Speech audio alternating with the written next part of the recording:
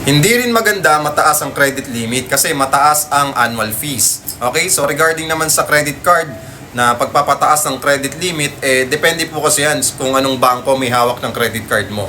So patungkol naman sa annual fees, na-waive naman yan, nare-request naman yan.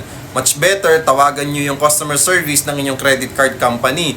Kasi kapag hindi mo itinawag yung kanyang annual fees, hindi mo ni-request yung pag-waive neto, i-charge ka pa rin ng annual fee. So much better na tawagan mo sila.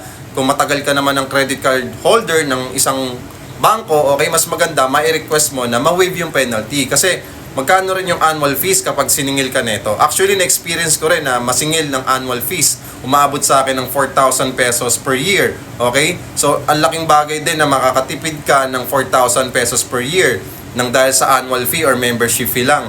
So, mas maganda, itawag mo siya para ma-waive yun. So, nung itinawag ko yun, na-waive yung aking annual fees dun sa aking credit card.